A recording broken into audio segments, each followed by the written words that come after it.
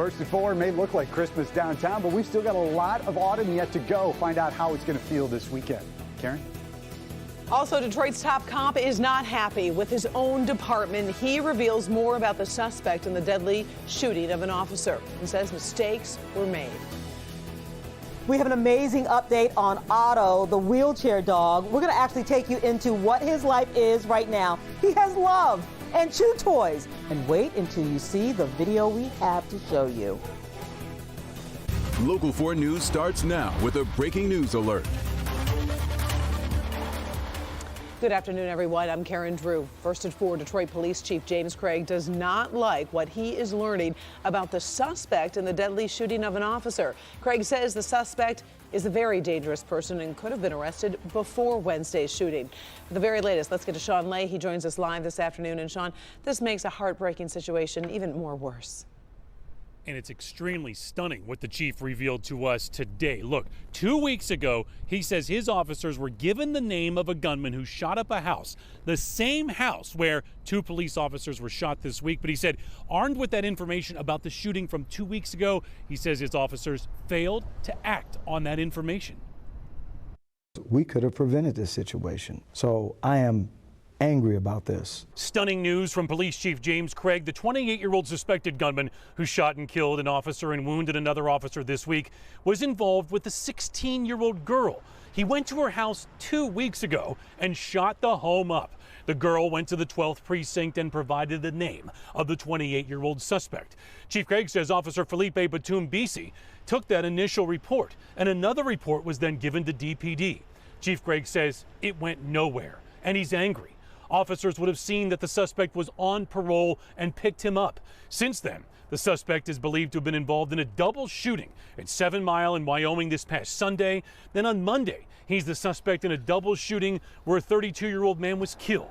Wednesday, the suspect went back to the home he initially shot up on Wyoming, and that's where Officer Rasheen McLean was shot and killed. We're not talking about an auto theft. We're talking about shooting into an inhabited dwelling. And so I'm very angry. I'm not even going to use the word troubled, but I have initiated an investigation into this matter, and some people are going to be held accountable. Back here live at Detroit Public Safety Headquarters. Look, we're just scratching the surface of this tonight, Karen. Coming up at 5 o'clock, more on what the chief says that we could have prevented this. His department talking about the shooting of 6 people, killing 2 people, including a Detroit police officer since this past Sunday. Also, dig deeper into what exactly went wrong. What didn't those officers do? Back to you. So many questions to be answered. All right, we appreciate it, Sean. We'll check back with you at 5. Well, the man accused of killing Wayne State Police Officer Sergeant Colin Rose has never gone to trial, and today he made a bold request. Raymond Durham was asking to be let out of a psychiatric hospital, claiming he's made progress in his treatment. He's always been judged not competent to stand trial, but he hoped to be released to a regular hospital. Well, the judge denied the request, saying Durham would be a risk to himself and others. New at 5, you'll hear from Colin Rose's family about their hopes Durham will stand criminal charges in the murder of their son. The FBI has finished a 3-day sting they're calling Operation Purge, taking 40 criminals off Metro Detroit streets. Investigators made 44 arrests in Detroit and Wayne County over 3 days. The FBI, Wayne County Sheriff's Office, and Detroit Police teamed up for the sting. We're told mostly felony fugitives were targeted. Many were wanted for felony assault, plus other gun charges and domestic violence. We are headed into the weekend with some pre-holiday activities tonight, like the tree lighting downtown. So, Ben, is the weather going to cooperate? Yeah, it's going to feel a whole lot better than it has most of this week, Karen, that's for sure. But you can see they're getting ready down there. Temperatures not quite to 40 degrees. It's definitely cooler than what we were dealing with yesterday. The winds are noticeable right now, but they're going to continue to calm down. So it's not going to be all that brisk tonight, but it's definitely below average for this time of year. We'll start to make a little bit of an improvement as we head into the upcoming weekend. So here's the rest of your nighttime hours, and we will not see a whole lot in the way of clouds. Those are going to go away. We'll see those temperatures remain in the 30s, start falling near freezing there by midnight, and head into the 20s in some locations by tomorrow morning. We'll look at your 4-zone forecast. Of course, we'll take a deeper dive into the weekend and look at Thanksgiving week. There are some changes there to discuss. All that's in a few minutes, Karen. Well, we are stuck with an impeachment cliffhanger after 2 weeks of public hearings. No more witnesses are scheduled right now. Today, President Trump told Fox and Friends he believes Democrats have, quote, absolutely nothing incriminating. Democrats disagree. They're working on a report that will go to the House Judiciary Committee. Now, it could start drafting articles of impeachment after the Thanksgiving break in early December. The House could vote on impeachment before Christmas. If it passes, there would be a trial in the Senate.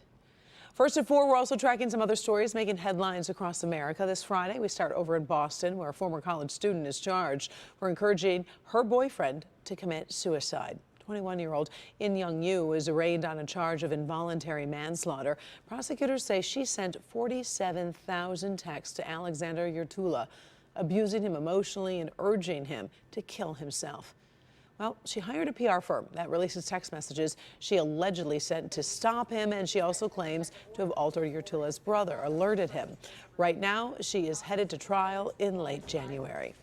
Early winter weather has slammed parts of New Mexico. Conditions turned pretty treacherous over in the northern part of the state. So much snow fell in Santa Fe, government offices were forced to close.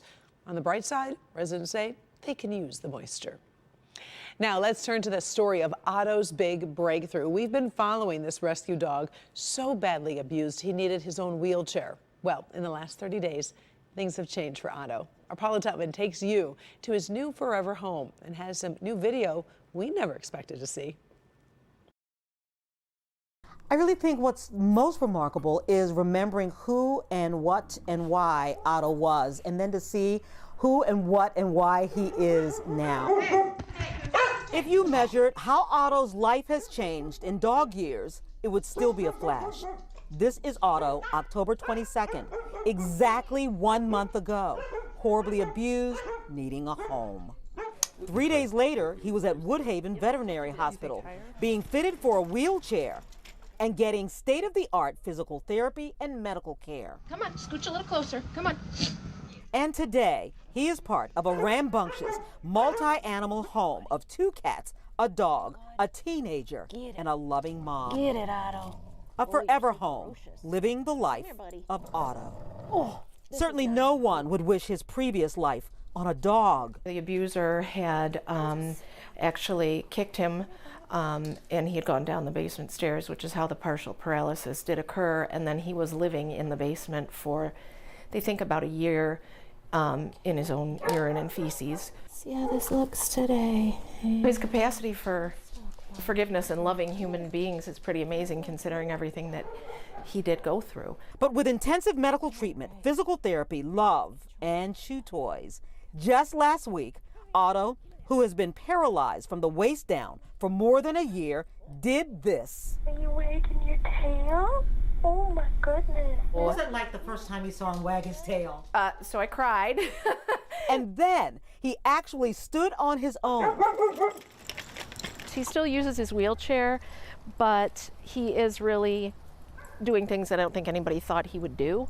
He still has a lot of wounds on his feet from dragging from when he suffered his abuse. And every dog should get fancy dressed up at least once.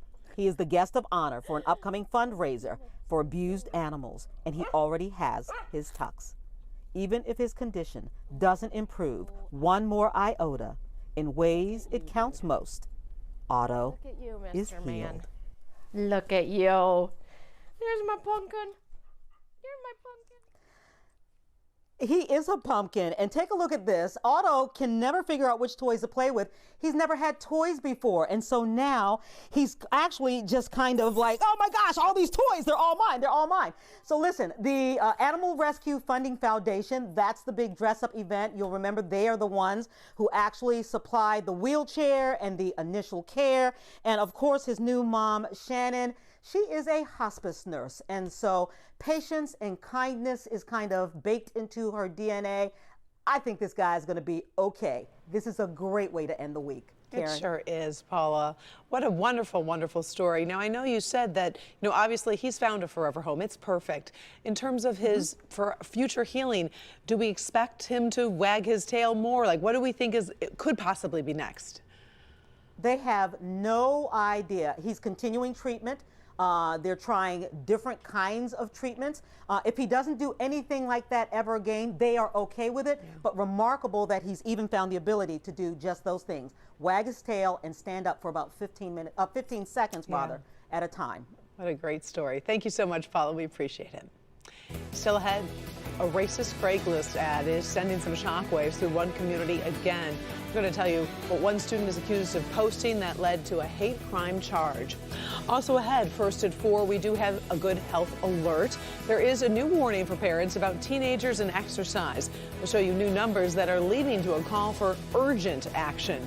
Plus, what these baby chicks have to do with getting kids to put down their electronics. All those stories after the break. But first, hope you'll watch our live special from the Hobnobbel Gobble tonight at 8 o'clock. An inside look at one of the biggest parties of the season.